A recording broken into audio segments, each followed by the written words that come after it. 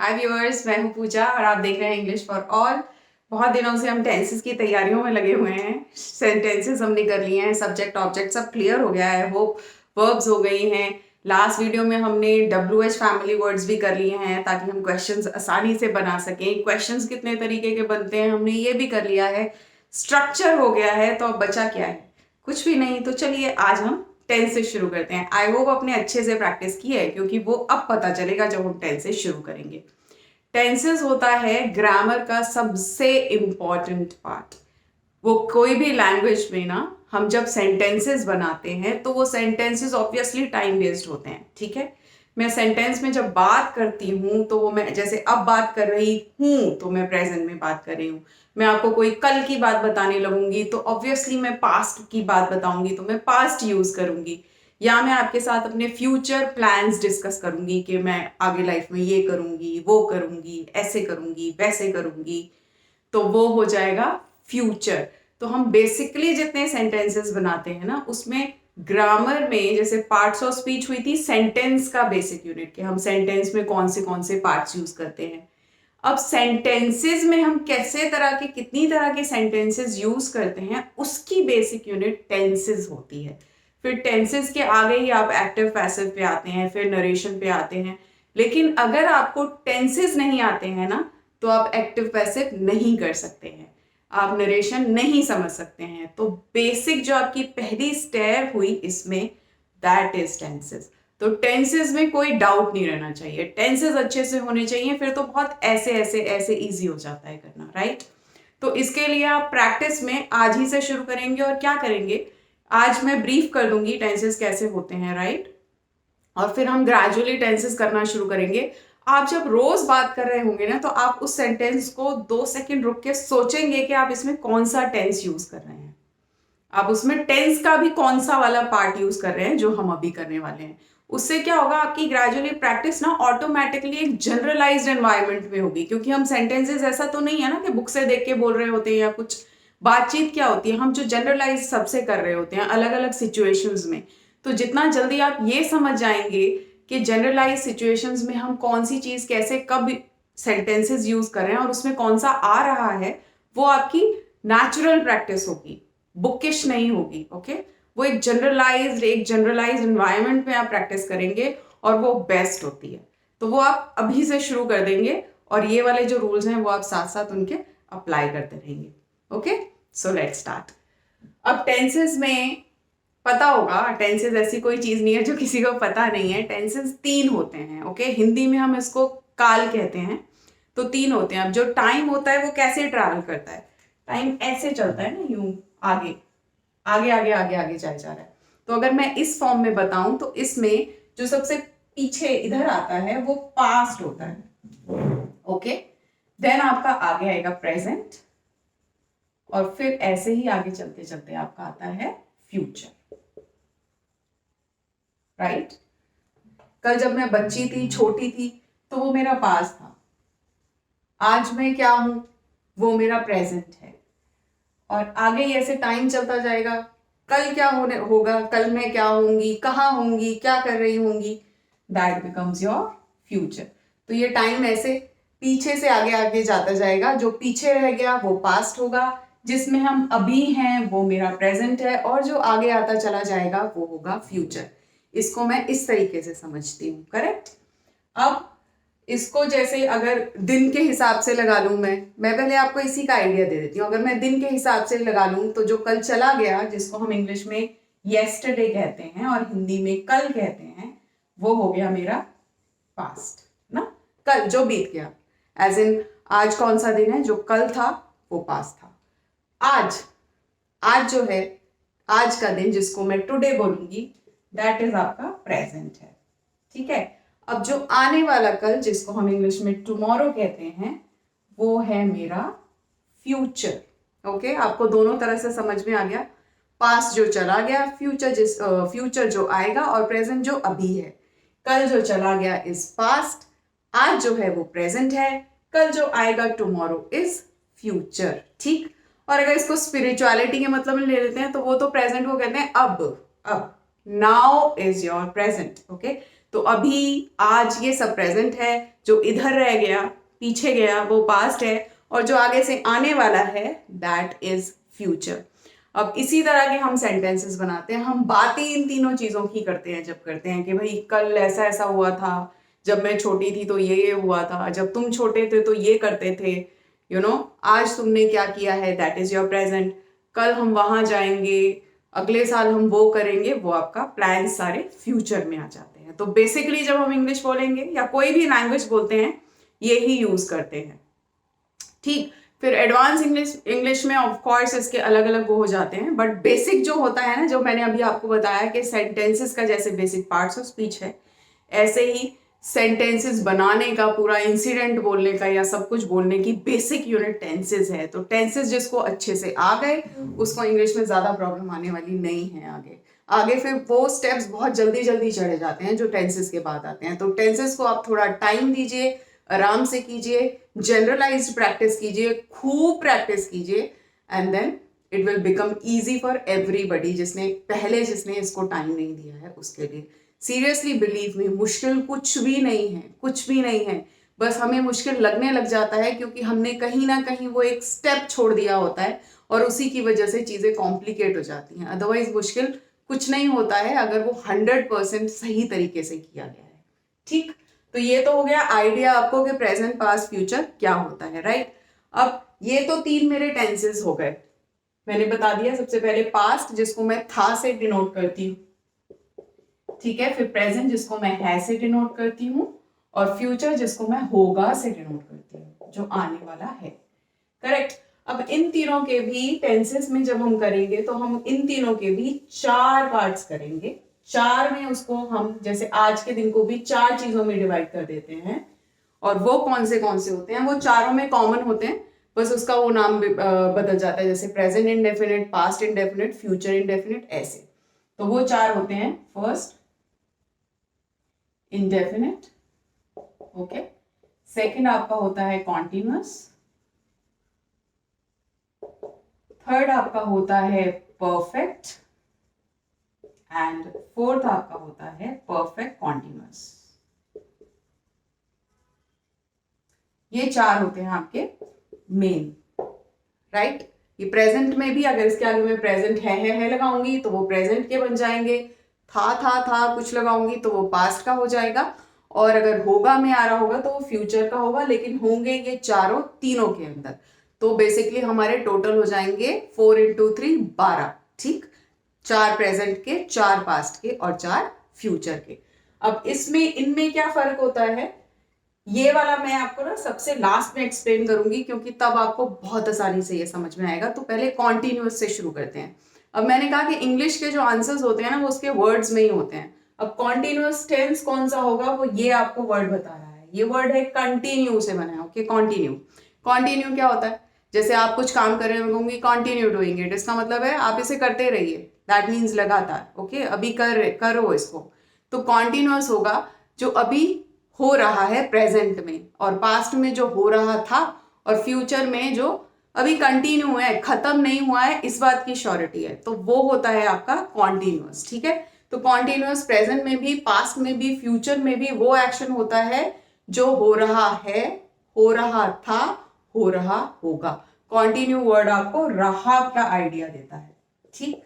तो रहा, रही, रहे वो हम डिटेल में करेंगे, ये इंट्रोडक्शन है, तो प्लीज घबराइए नहीं, ठीक है। वो आपका कॉन्टिन्यूअस हो गया।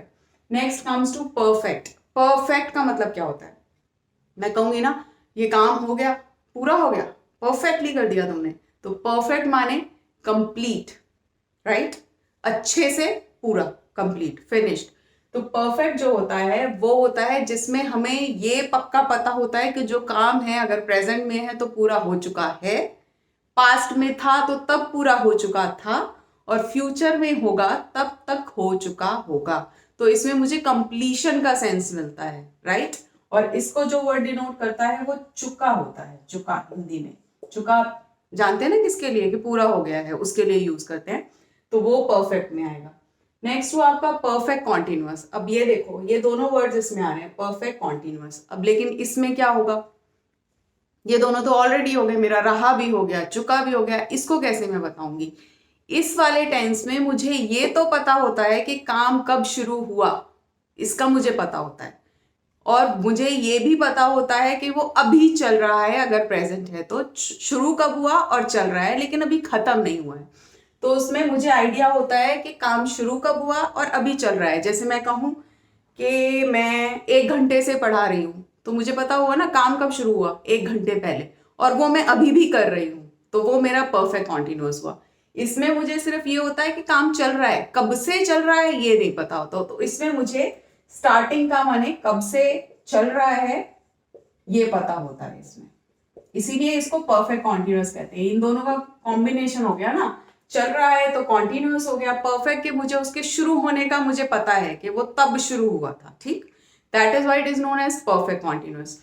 इसमें प्रेजेंट में मुझे ये पता होगा काम कब से हो रहा है, और इसमें हम आपको अगर याद होगा तो इसमें हम सिंस एंड फॉर लगाएंगे, वो भी एक बहुत इंपॉर्टेंट वो होता है, वो टेंसेस में अच्छे से होगा, राइट।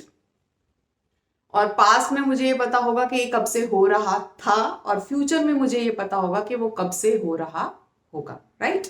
तो ये हो गए हमारे 3। अब हम इंडेफिनेट पे आते हैं। इसको हम मॉडर्न इंग्लिश में सिंपल भी कहते हैं। Simple present, simple present, simple past, simple future, और से प्रेजेंट इंडेफिनेट, पास्ट इंडेफिनेट और फ्यूचर इंडेफिनेट। इसमें क्या होता है, अब इन तीनों में तो मुझे आइडिया लग गया ना, जो हो रहा वर्ड हो गया वो कॉन्टिन्यूअस हो गया, जो परफेक्ट कंप्लीट हो गया वो परफेक्ट हो गया, जिसका मुझे ये पता है कि वो शुरू कब हुआ और अभी भी चल रहा है, था या होगा, वो परफेक्ट कॉन्टिन्यूअस हो गया। अब इंडेफिनेट क्या होता है? इंडेफिनेट होता है जिसका कोई टाइम का सेंस नहीं होता है, वो होता है। ज्यादातर हम इंडेफिनेट टेंस प्रेजेंट और पास्ट में रूटीन एक्शंस के लिए लगाते हैं। उसमें मुझे ये पता है कि वो काम मैं करती हूं, लेकिन अब मैं ये तो नहीं कह सकती कि वो मैं कल करूंगी या नहीं, वो अभी हो रहा है या नहीं, मुझे ये नहीं पता होता। जैसे मैं कहूं मैं पढ़ाती हूँ, अब मैं अभी पढ़ा रही हूँ मुझे नहीं मालूम, लेकिन मैं पढ़ाती हूँ, मुझे पता है, मैं रोज पढ़ाती हूँ, रोज, ठीक है। अब मैं ये कहूँ रोज 7 बजे भी पढ़ाती हूँ, बट उसका ये, अगर मैं अब उसकी बात करूं तो मुझे उसका डेफिनेट नहीं होता है। जैसे इन तीनों में ये डेफिनेट होता है ना, उसमें डेफिनेट पक्का नहीं होता है। दैट इज वाई उसको हम इनडेफिनेट कहते हैं, इसीलिए उसको इनडेफिनेट का नाम दिया जाता है कि एक काम होता है, कुछ फैक्ट्स पे बेस्ड है, या मेरे डेली रूटीन पे बेस्ड है, या मैं ऐसा करती हूँ इसीलिए आप मान लोगे कि मैं कल भी करूंगी, या अभी भी हो रहा होगा, या अभी भी होता होगा, आप मान लोगे, पर उसके कोई पक्की वो नहीं होती है कि वो इस वक्त होता है कि नहीं। उसको हम इनडेफिनेट में लेते हैं, इसीलिए इसको इनडेफिनेट कहते हैं। और क्योंकि इसकी इनडेफिनेट की डेफिनेशन इस पे पूरी नहीं बैठती थी, that is why it is known as simple present, simple past, simple future also. और इसके जो, जैसे इसमें रहा चुका और ये था, इसका ता वाले सेंटेंसेस होते हैं।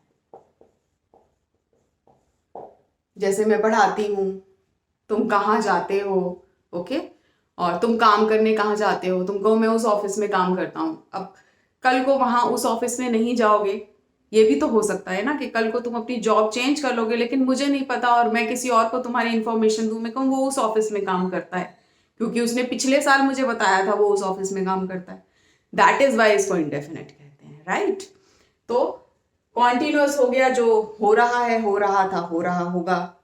परफेक्ट हो गया, जो हो चुका है, हो चुका था, हो चुका होगा। परफेक्ट कॉन्टिन्यूअस, जो इतने टाइम से हो रहा है, इतने टाइम से हो रहा था, इतने टाइम से हो रहा होगा।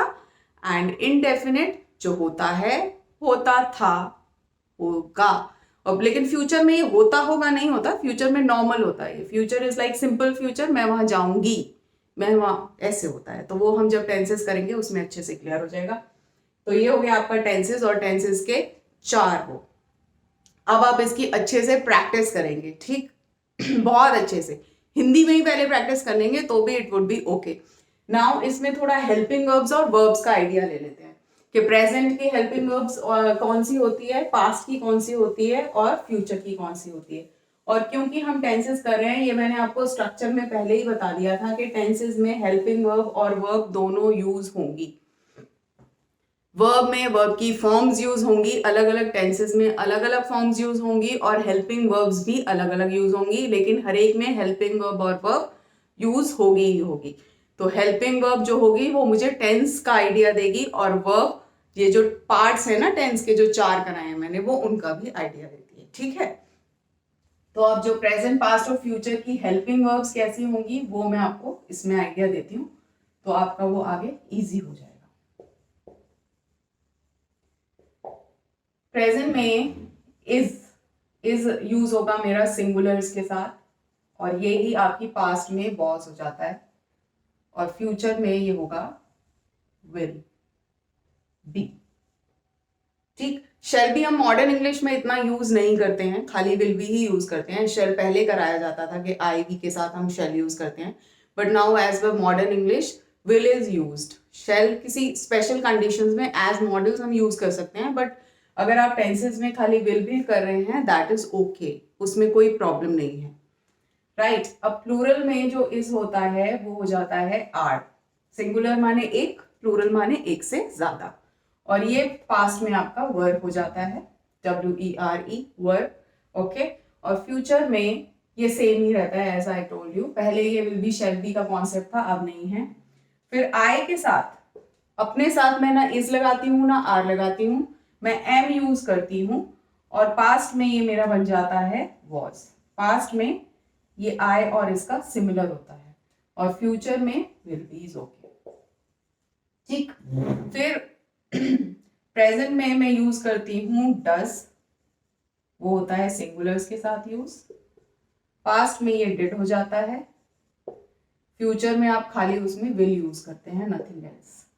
फिर प्लूरल्स और आई दोनों के साथ में यूज करती हूँ do. I hope it is clear, yes, okay. Past में कोई भी है सबके साथ, दैट मीन्स सिंगुलर प्लूरल आई तीनों के साथ डिड यूज करता है, और फ्यूचर में भी ये विल ही रहता है, ओके। नाउ फिर होता है प्रेजेंट में मैं सिंगुलर्स के साथ यूज करती हूँ हेल्पिंग वर्ब्स, करा रही हूँ मैं, ये हेल्पिंग वर्ब्स हैं, ठीक। यहाँ पे मैं इसको स्ट्रेट नहीं बोलूंगी, दैट इज हेल्पिंग वर्ब्स जो वर्ब के साथ यूज होंगी। सिंगुलर के साथ में यूज करती हूँ हैज, और ये पास्ट में हैड होती है, और फ्यूचर में विल हैव। फिर आई के साथ में यूज करती हूँ प्लस प्लूरल्स, आई और प्लूरल्स के साथ में यूज करती हूँ हैव, और ये सेम रहती हैं, इसमें ये हैड ही रहती है, इसमें भी ये विल हैव ही रहती है, करेक्ट। एक और जो मैं यूज करती हूँ वो यूज होता है सिंगुलर्स के साथ हैज बीन, प्लूरल में that is change to had been, और फ्यूचर में will have been, correct. Now I और प्लूरल्स के साथ have been, future past is same had been, and future में भी विल हैव बीन, करेक्ट। ये आपका सारी, इसके अलावा कोई और हेल्पिंग वर्ब आपकी यूज नहीं होगी। ये टेंसेस की सारी हेल्पिंग वर्ब्स का चार्ट है। बाकी जो ऑक्सिलरी वर्ब्स आती हैं आगे, जो स्पेशल होती हैं कैन कुड, वो आगे हम करेंगे, वो एडवांस इंग्लिश में आएगी। टेंसेस में हम यही वाली हेल्पिंग वर्ब्स यूज करेंगे, प्लस इसके साथ जो वर्ब की फॉर्म्स होती हैं वो अलग हो जाती हैं। तो आप इससे पहले प्लीज एक बार वर्ब का वीडियो देख लीजिएगा तो आपको क्लियर हो जाएगा, राइट। अब इसमें मैं आपको सिंगुलर प्लूरल का कॉन्सेप्ट दे देती हूँ, प्लीज। वो मुझे पहले देना चाहिए था, बट कोई बात नहीं, अब दे देती हूँ। सिंगुलर में होता है, सिंगुलर का मतलब हुआ एक, ठीक, एक। अब नाम में तो कोई भी एक हो जाएगा ना, एक लड़की हो गई। नाउन अगर आप लेंगे तो नाम, जैसे पूजा एक, यू नो, वो एक। और अगर प्रोनाउन में मैं लूंगी तो सिंगुलर में मैं लूंगी यहाँ पर ही, वो जो मैं लड़के के लिए यूज करती हूँ, शी जो कि लड़की के लिए यूज होता है, राइट, और इट जो कि एनिमल्स या फिर नॉन लिविंग थिंग्स के साथ आप यूज करेंगे, जानवर के साथ या फिर किसी नॉन लिविंग थिंग के साथ यूज करते हैं, वो हो गया आपका इट। ये हो गया मेरा सिंगुलर का कॉन्सेप्ट। फिर ज्यादातर हेल्पिंग वर्ब जो होती है आपने प्रेजेंट में देखा आई के साथ अलग लगती है, वो मैंने बता दिया, एम लगती है, या वो एम एक होती है जो अलग लगती है, अदरवाइज आई के साथ सारी प्लूरल वाली हेल्पिंग वर्ब्स लगती हैं, ठीक। और प्लूरल में मेरा क्या आएगा, एक से ज्यादा, वो हो सकता है नाम में, नाउन में तो आपको पता चल जाएगा दो नाम होंगे। प्लूरल्स में, प्रोनाउन में क्या आएगा, वी जिसका मतलब होता है हम, या फिर दे जिसका मतलब होता है वे, ठीक है। ये हो गए आपके सिंगुलर और प्लूरल का कॉन्सेप्ट। आई का मैंने बता दिया, प्रेजेंट में आई का एक तो हेल्पिंग वर्ब एम बिल्कुल अलग होती है, राइट। अदरवाइज हम आई को प्लूरल की हेल्पिंग वर्ब से जोड़ते हैं हमेशा, उसमें सिंगुलर वाली हेल्पिंग वर्ब नहीं लगती है, उसमें प्लूरल वाली लगती है। तो ये हो गया आपका सिंगुलर और प्लूरल का कॉन्सेप्ट, करेक्ट, ठीक है। और प्लीज एक बार हेल्पिंग वर्ब्स और वर्ब्स के लिए आप वर्ब्स का एक बार देख लीजिएगा और सेंटेंस का स्ट्रक्चर कर लीजिएगा। नेक्स्ट हम प्रेजेंट इंडेफिनिट टेंस शुरू करने जा रहे हैं नेक्स्ट क्लास में। उसमें कोई डाउट्स हो तो आप प्लीज कमेंट सेक्शन में लिख दीजिएगा, and if you like the video then please like, share and subscribe. Thank you for watching. Be blessed always.